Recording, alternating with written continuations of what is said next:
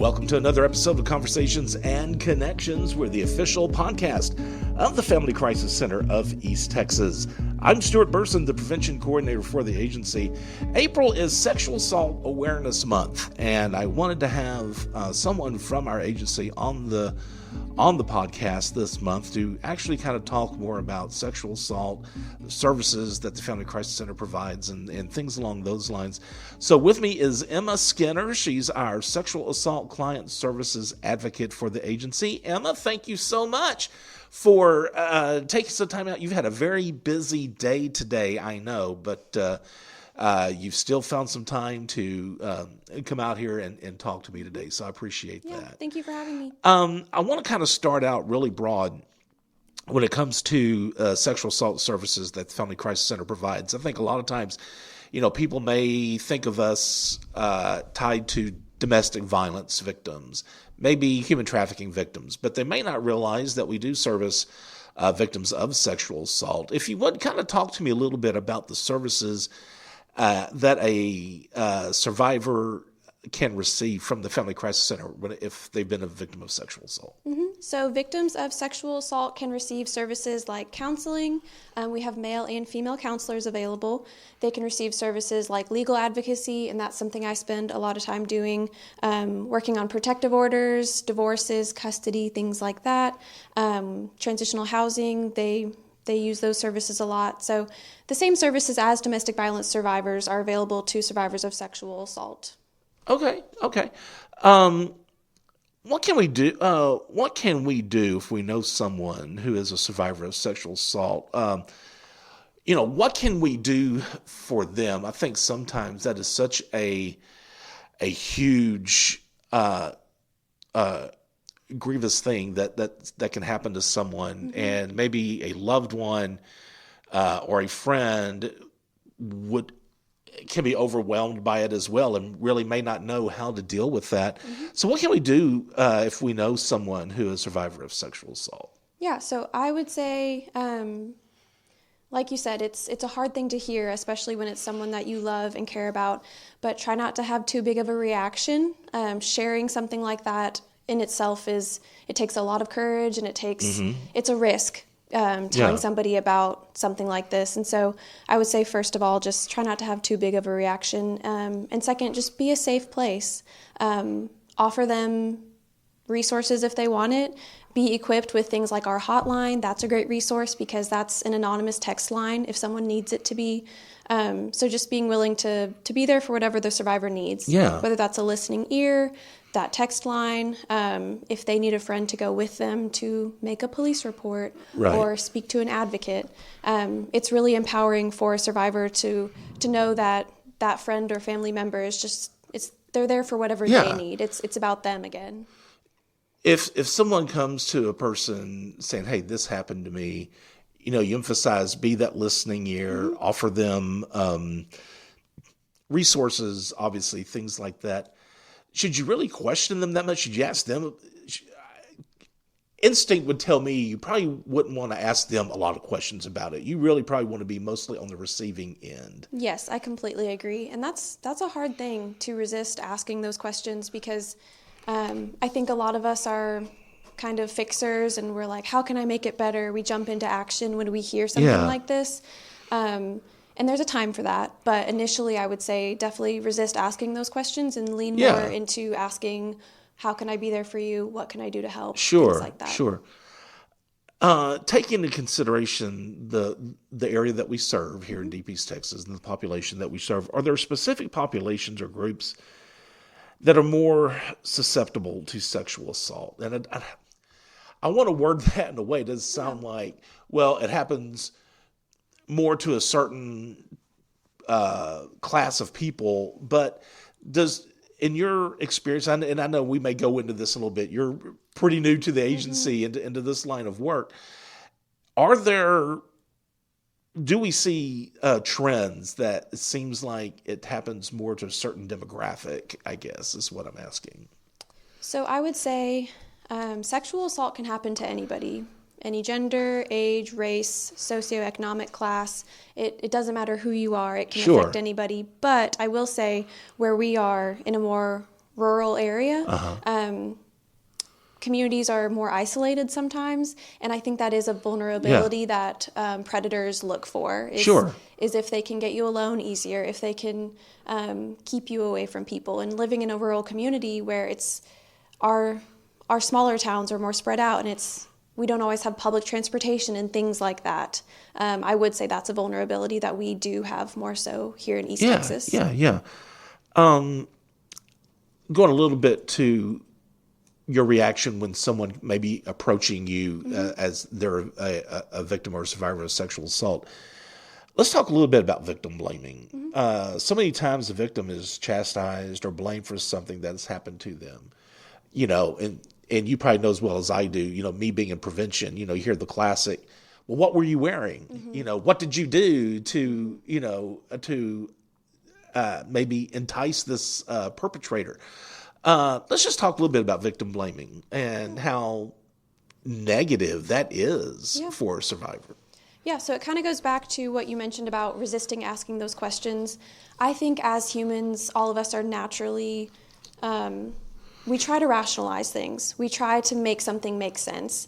And something like sexual assault will never make sense. There is no ration behind that. So I think it's easy for people to fall into trying to rationalize it and make sense of it and ask those questions. And a lot of times that does turn into victim blaming. They're searching for something, they're searching for an answer, but there is no answer, if that makes sense. And I think sometimes maybe the victim may even put the victim blaming on themselves as well. What did I do? Definitely. What could I have done?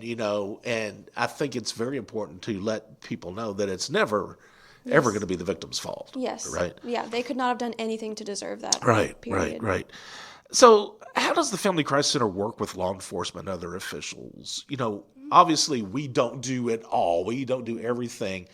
But what kind of part do we play in the whole system, I guess you can say, when it comes to working with law enforcement agencies and other government officials? Yeah, so I just want to say our law enforcement partners are the best. We could not have better relationships with our law enforcement here in Lufkin specifically. So sexual assault survivors have certain rights, whether that's to getting a examination after an assault or to having an advocate present for interviews and meetings and things like that. And Lufkin PD and Angelina County Sheriff's Office are both extremely willing to invite us into those spaces. They always make sure that those survivors have those resources, and we are very fortunate there. Right. So sometimes we come into the picture because law enforcement has asked us to assist with a protective order or something like that. Sometimes they bring us our survivors. They'll bring them to the safe house to get them out of a dangerous situation, things like that. A lot of times it takes those law enforcement agencies and other entities in our community inviting us in because we are that extra support. We can be a resource that they might not have time to give, or because survivors, sometimes they just need a listening ear. They need that extra time, that extra, just kind of that extra mile that we don't, law enforcement is busy, other officials are really busy, and sometimes we can offer that time. We are welcomed into a lot of spaces. So how important is it to raise awareness and educate the community about sexual assault? There's so many folks out there that I'm afraid they have that mindset. Well, it can never happen in our community. Mm-hmm. It can never happen here to our family or in our community. And it does. And you have to face reality. Mm-hmm. So with that being said, again, how important is it to raise awareness and to educate the community about the sexual assault issue? I think it's extremely important because if we are not educating young people and children starting there, they're not going to feel comfortable coming forward if something like this happens to them. If we don't educate them, then they don't always know how to identify that this already did happen to them, things like that. So if we're not having conversations about it, people are not going to feel comfortable coming forward, and then they're going to go without that support that they need. Right. Our theme at the Crisis Center this year for Sexual Assault Awareness Month is Don't Stop, believing the victim. Have you ever ran across someone in your office whose family, let's say, didn't believe them? And what is that like for a victim? We do see that, and there's nothing more isolating for a victim Yeah. than when the people closest to them are not believing them. It's devastating for them. Sure. I guess I want to ask you, and I really, especially whenever I have one of our agency employees here on the podcast, because I'm always fascinated, just interested, what inspired you to pursue this career? What did little Emma want to do when she was growing up, and what led you to choose to go on this path? Yeah, so I think the main thing would be I want to create those safe spaces for people. I want to create that environment and to be that person that someone feels comfortable talking to about these hard things, because I think that a lot of children specifically don't have that person and don't have that space. And so I'm passionate about creating safe spaces. Okay. And you just recently, I say recently, when did you graduate? So I'm still working on my master's degree. Okay. I'll graduate in like 4 months. So, but I first met you. You were an intern. You were one of our interns here, not very long ago. Yeah. And you went from internship right into an employee. Yes. I was incredibly fortunate. The timing of the advocate that I was shadowing transitioned to a different agency, and it just kind of made sense. And I'm incredibly fortunate to be here. Right. Okay. All right. Thanks so much. Again, Emma Skinner, our sexual assault client services advocate. That is a very long title. I know. Tell me about it. Emma, thank you so much. I know you've been really, really busy today, and I appreciate you taking some time to come over and talk to me here for a little bit. Yeah. Thanks, Stuart. All right.